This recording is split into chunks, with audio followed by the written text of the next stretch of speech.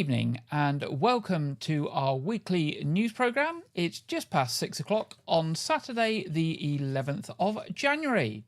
And in the news this week, residents in Weymouth are not happy after multiple failures of the electricity supply recently and once again being left in the dark. The Westham area of Weymouth suffered its fourth power cut in 2 weeks, and this came just a few hours after the electricity company SSEN messaged residents to say a previous fault on Tuesday morning had been fixed, and it anticipated no further problems. The latest outage came at around 6:30 p.m. on Tuesday, as SSEN conducted emergency repairs and dug up part of Abbotsbury Road, Westham, with temporary traffic lights in place. More than 400 customers were without power for several hours, and some did not get power back until the early hours of Wednesday morning. While the previous three outages had largely been in daylight hours, the cut on Tuesday night, with temperatures dipping below freezing, affected a wider area as well as streetlights and left many concerned as they scrambled for torches and candles. Many were without heating, and freezers had to be emptied of food due to items defrosting. One resident said, "I received a message from SSEN after a power cut on Tuesday morning saying there had been a faulty piece of equipment and that engineers had made repairs. The message said that they weren't experiencing any further issues. I understand we have power cuts from time to time, but that was the third one since Christmas Eve. It was disruptive as we woke up in the morning without power and had to get the children ready to do breakfast with no electricity. Thankfully, it was on again by about 10 past 8. Now, the first cut, which lasted about 2 to 3 hours, was on Christmas Eve and affected homes in Abbotsbury Road and Newstead Road areas, including Holly Road, Highland Road and Cromwell Road. The same area was affected by an outage on the afternoon of Sunday, January the 5th, which lasted about an hour. The power then went off again at 4 a.m. until around 8 or 9 a.m. on Tuesday. And then obviously the final one on Tuesday evening going through to Wednesday morning. SSEN said it was due to a damaged link box affecting 57 customers. And the outage on Tuesday night was, according to SSEN, due to a separate fault, as it was not planned. People weren't told in advance. Now, a spokesman for SSEN said, "We carried out repairs and restoration work following a power cut in and around the Abbotsbury Road area. This outage, which was unrelated to the previous power cut caused by a damaged link box, was identified by engineers as an underground cable fault outside St Paul's Church." Well, hopefully all of those faults are now resolved, and those people in Westham will hopefully have a period now with a stable power supply. Dorset County Hospital charity appeal has this week announced they have now raised £500,000 towards their target of £2.5 million for their emergency and critical care appeal. The charity's appeal is funding significant enhancements to the new emergency department and critical care unit, on which construction has already started at the Dorset County Hospital site. The new build emergency department and critical care unit is needed to meet current and future patient demand. The project build is being funded by the government's new hospital programme.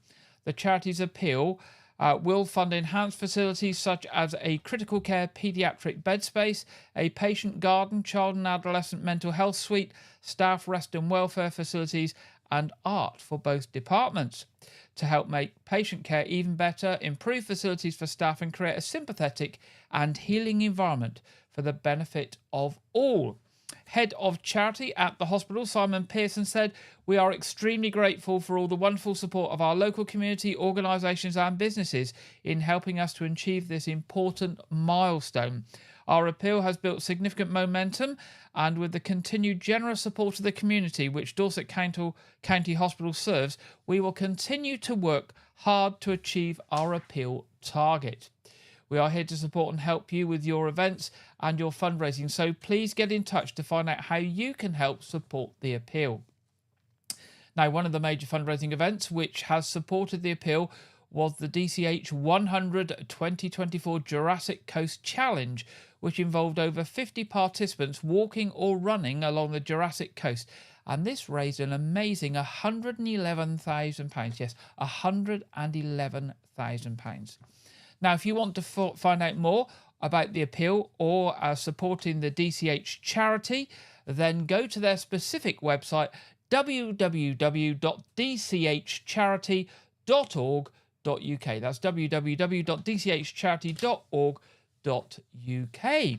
Now, the restoration of the old rectory in St Thomas Street, Weymouth, by local property developer DJ Property is progressing well. Over the last 3 months, the Grade 2 listed Georgian property has seen its original windows and doors replaced at a cost of £130,000.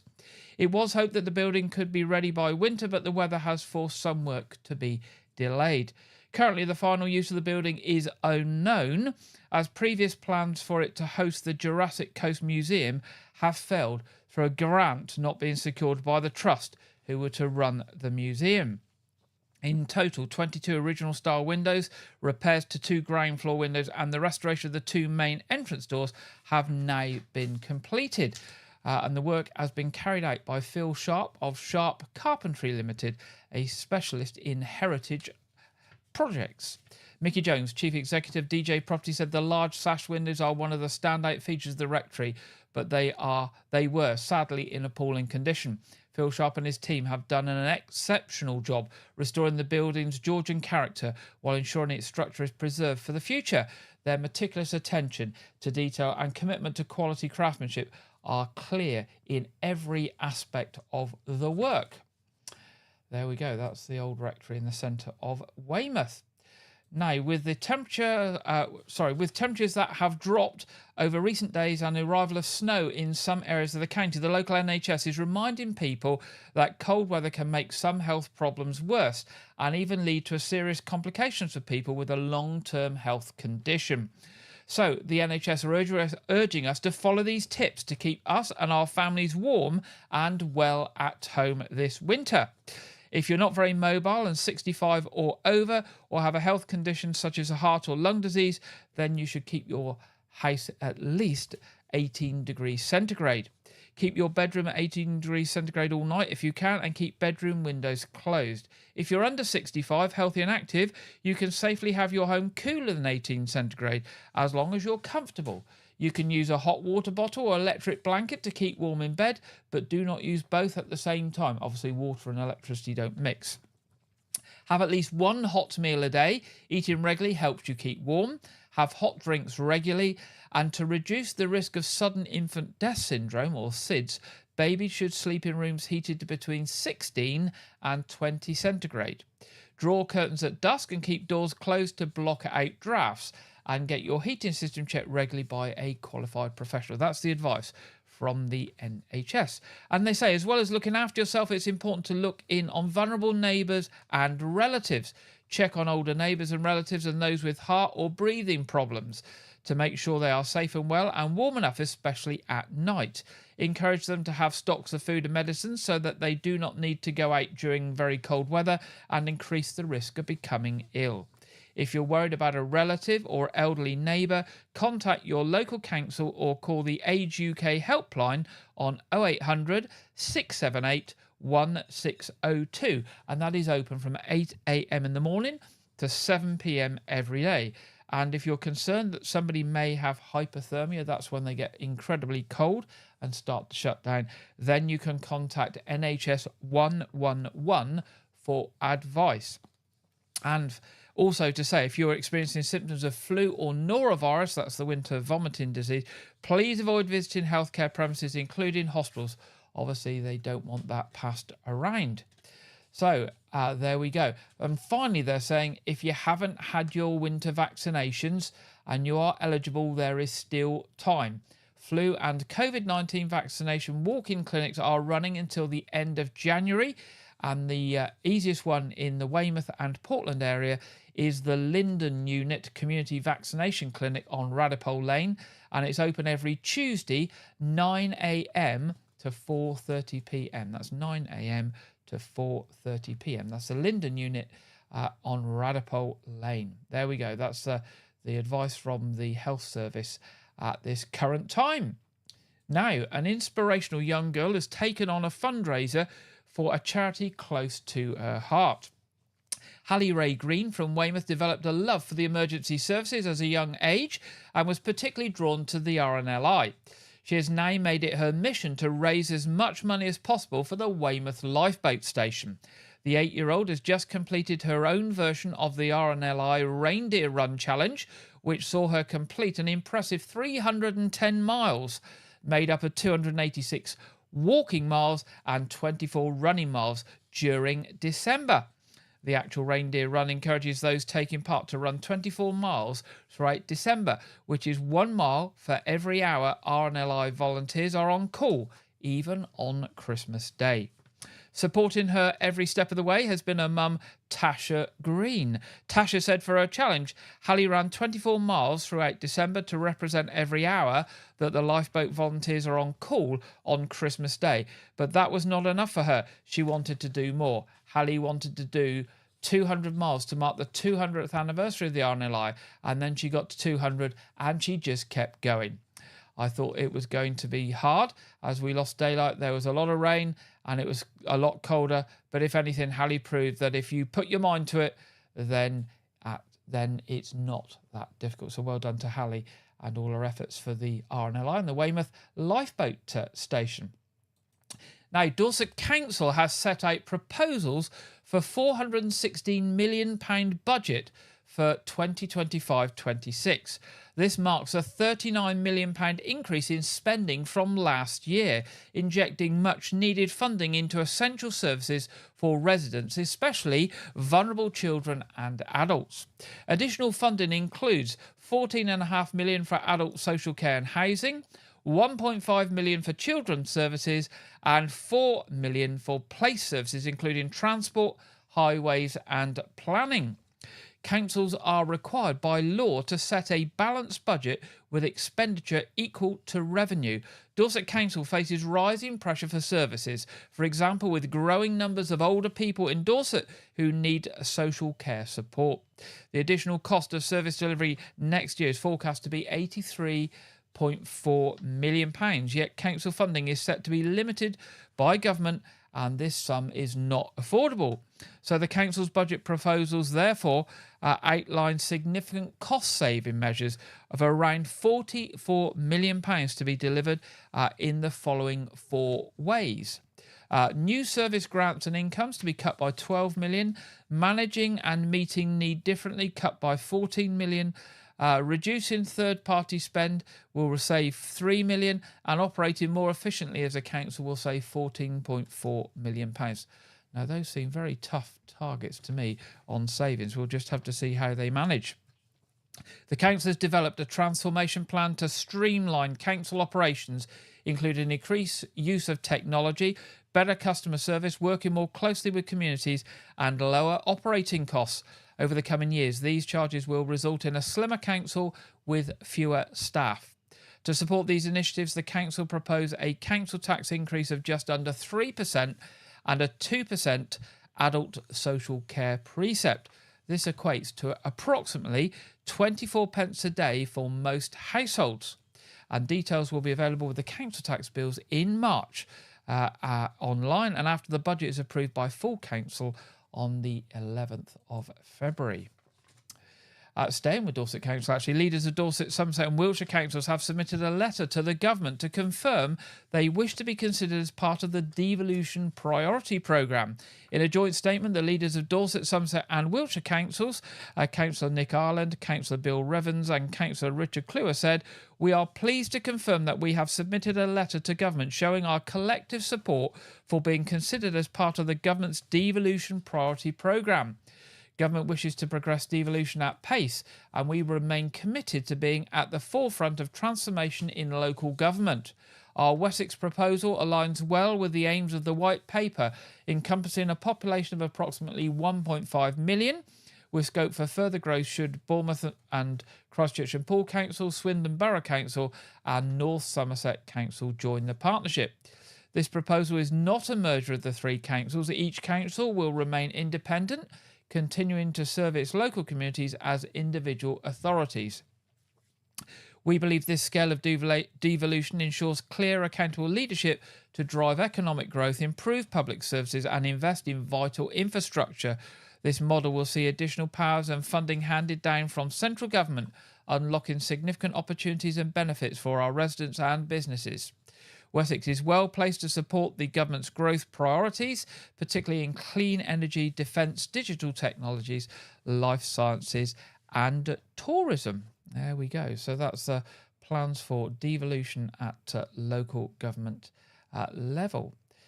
Now, a customer community... Oh, we got the wrong one. A customer community improvement fund has been launched by Great Western Railway to celebrate the 200th anniversary of the modern railway. GWR is inviting applications for the 2025 Customer and Community Improvement Fund with a particular focus on projects that connect to the Railway 200 celebrations. As the rail industry reflects on the past 200 years and looks forward to an exciting future, GWR is keen to sponsor projects which celebrate the railway, enhance local communities and address areas of social need.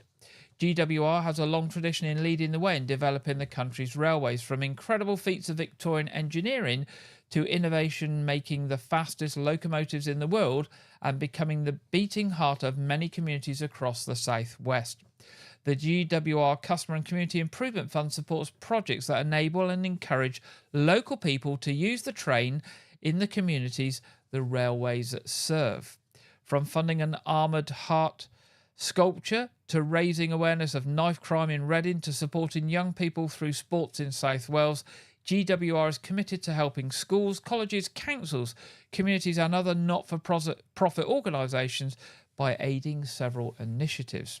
Schemes must show a link to the railway and offer a tangible benefit to customers and the community, with an emphasis on inclusion and diversity, youth engagement, careers in rail and increasing rail travel. So if you've got an idea, then GWR wants to hear from you. Applications must be submitted by Friday the 31st of January at 1 minute to midnight.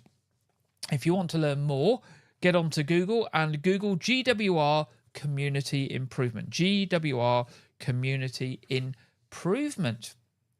There we go. Right. Police officers are investigating an assault near Dorchester and are issuing an image of a man they would like to identify. At around 12 p.m. on Thursday the 19th of December, a woman was reportedly assaulted by a man in the Broadmain area. It's alleged the man pushed the victim several times before grabbing her phone and throwing it to the floor. Police Constable Ran Hartman Turner of Dorset Police said, "We are continuing to investigate this incident and we are now in a position to release an image of a man we are looking to identify as part of our inquiries.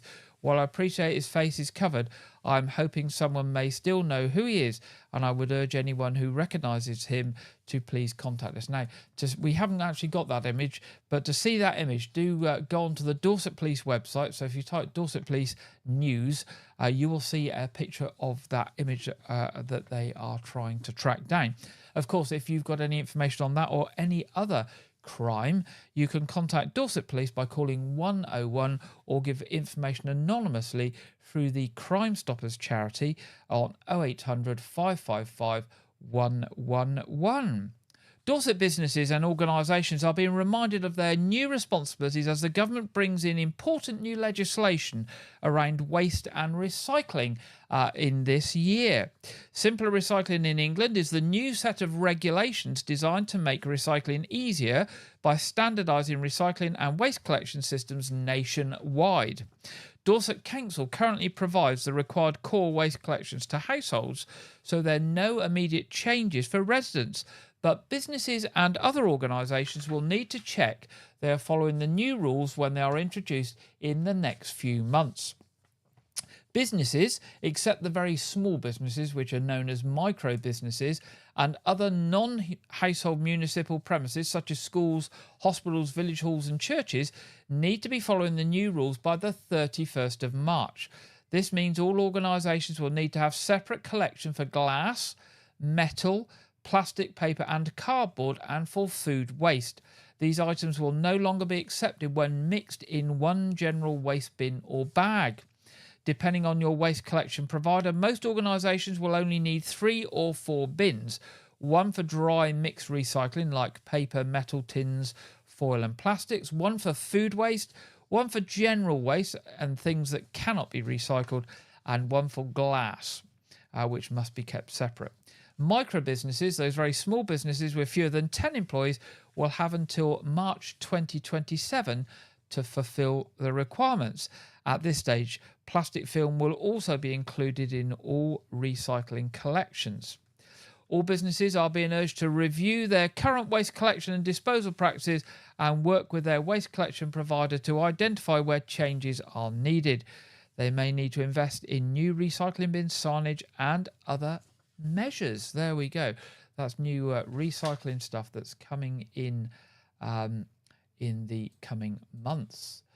It's been revealed that Dorset County Hospital made hundreds of thousands of pounds in car parking charges during 23-24. Figures from NHS England reveal that Dorset County Hospital NHS Foundation Trust earned £317,000 in car parking fees in the year to March. All of this was from visitors and patients, with the trust not taking any fees from staff up to that time. The data shows the trust also spent £108,000 on parking services over the same period, meaning in total it made a profit of £209,000 from parking.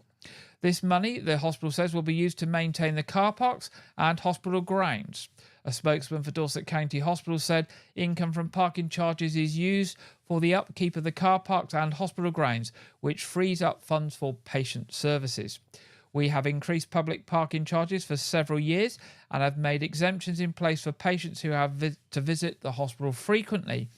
The hospital's finished construction of its new multi-million-pound multi-storey car park in 2022 and has since introduced an automatic number plate recognition on all of its car parks. And finally, in the news this week, a a cappella choir is welcoming new members. The Dorset-based Live Wire Choir is inviting people to join their group at an open event at St Anne's Schoolroom opposite St Anne's Church on Radipole Lane on Monday, this coming Monday, the 13th of January. You do not have to be an experienced choir singer to join, but beginners must be able to hold a tune. No audition is needed, and it's a great opportunity to make new friends. The group meets every Monday from 7:30 to 9:30 at the Radipole St Anne's Schoolroom. Entry to the first session is free, and then it's £7 for each session thereafter.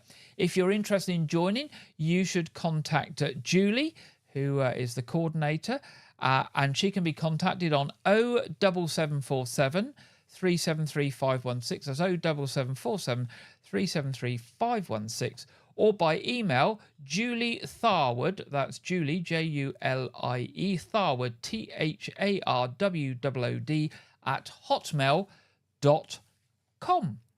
And that's the end of the headlines in tonight's programme. It's now time in our programme tonight to go over to Andrew Wright for this week's film review and preview.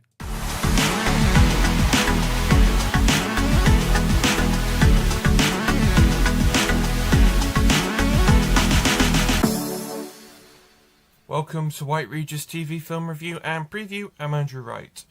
This weekend, Baby Girl is released wide in UK cinemas. The film stars Nicole Kidman and Harris Dickinson and is an erotic thriller which revolves around Kidman's high-powered CEO who begins an affair with a much younger intern who is the dominant in the relationship. So it's a bit like Fatal Attraction, Basic Instinct, along those lines. Not actually seen those movies, but hey-ho.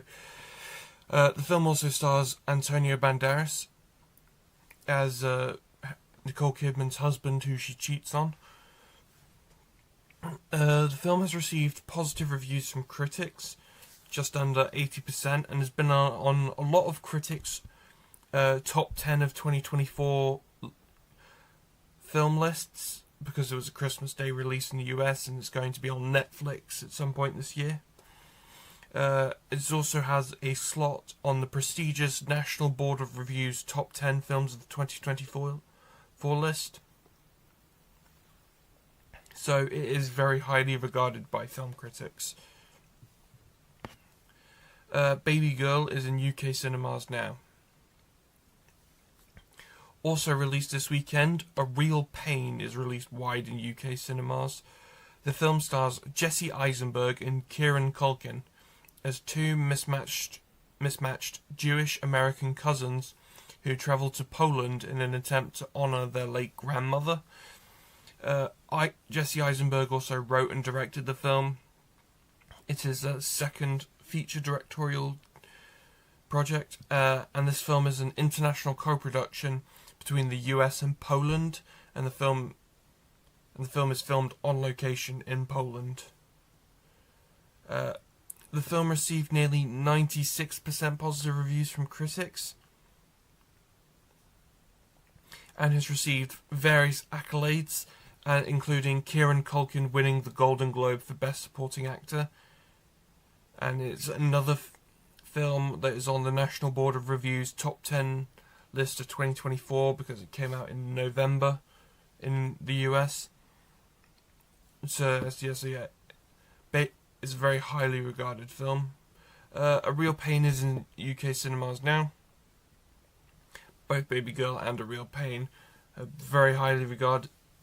I haven't actually directly looked at any reviews for either of them. All I know is they're highly regarded. That's all I have for this week, but be sure to check back next week where I'll be talking about the new Lee Whannell horror film Wolfman. It was originally set to star Ryan Gosling, but that's another thing. And the Bob Dylan biopic, A Complete Unknown, directed by James Mangold. Now back to Gary in the studio. Thank you very much, Sir Andrew. We'll be back with Andrew next week. It's now time in this week's programme to go to the Met Office for the Saturday evening weather forecast, covering all of the weekend, obviously. And this week we are joined by Jonathan Vautry. Hello there, very good evening to you. After a cold week of weather, there is signs of a change in fortune during the next few days. The cold air has still been in play today underneath this area of high pressure, but increasingly we're going to see a shift to this much milder stream of air moving in from the southwest. It's mainly going to push into northwestern areas of the UK, Scotland and Northern Ireland, but all of us will eventually see that shift to something a touch milder. If we take a look at temperatures compared to average for the time of year, you can see that Saturday's values have been notably below where we'd expect them to be for January. But fast forward to Monday, and there will be a rebound right across the country, but particularly in Scotland and Northern Ireland. Quite a dramatic increase in temperatures, and now well above average for the time of year. For now though, the cold air is still in play, and it is going to be a chilly evening for eastern Scotland and eastern England. There'll be some freezing fog patches around through the Vale of York down towards East Anglia, quite dense in places. Also some widespread fog possible through Northern Ireland to kick off Sunday morning. Some patches of drizzle possible underneath this cloud in more central areas. Might cause some icy stretches where it's falling on frozen surfaces, because certainly underneath the clearest of the skies we are going to see a frost once again across that eastern half. Further towards the west though, you can see where that milder air is just beginning to creep its way in, allowing those temperatures to hold up on the positive side of the temperature scale. Do bear in mind that the fog will take a little bit of time throughout Sunday morning to clear, so there could be some localised travel issues where it is quite misty and murky during the day. Eventually it will clear, probably quickest in the northwest where we see the winds picking up in strength here and cloud pushing in. Some outbreaks of rain for Northern Ireland, through the Outer Hebrides and into the Highlands also. Generally a calmer day for England and Wales. There will be some sunshine around to enjoy once the fog eventually clears its way off, but temperatures still struggling a touch here, 3-4 degrees Celsius as the top temperatures here, closer towards 8 or 9 further towards the west. Into Monday, low pressure in the northwest and high pressure in the southeast are going to push towards each other and really provide quite a squeeze in the isobars during the day. So it is going to be a much noticeably blusterier day, particularly for Northern Ireland and Scotland. We'll have gales around at times as these pulses of rain swing their way through heavy at times. England and Wales should stay mostly dry, but the cloud will be building, so sunshine will be much hazier on Monday compared to what we will see on Sunday. Temperatures, though, in that southwesterly wind are going to be ticking their way up. So England and Wales rebounding towards average for the time of year, 6-7 degrees Celsius. But just see how high those temperatures are climbing now for Scotland and Northern Ireland, into double digits, 12-13 degrees Celsius. It is worth noting though, with this quite dramatic increase in temperatures, we are going to see a very rapid thaw of the snow that's been falling over the last week. So there might be some localized issues where we see some surface water developing on roads as that snow does begin to melt. So it is worth taking care over the next few days as that does occur. We'll have plenty more updates of what you can expect during the forthcoming week, so subscribe to the YouTube channel for all of those, and we'll see you again here very soon. Bye-bye. Thank you very much, Jonathan, for the weekend weather forecast. It's now time for us to have a look and see what's coming up down here on the south coast over the coming week.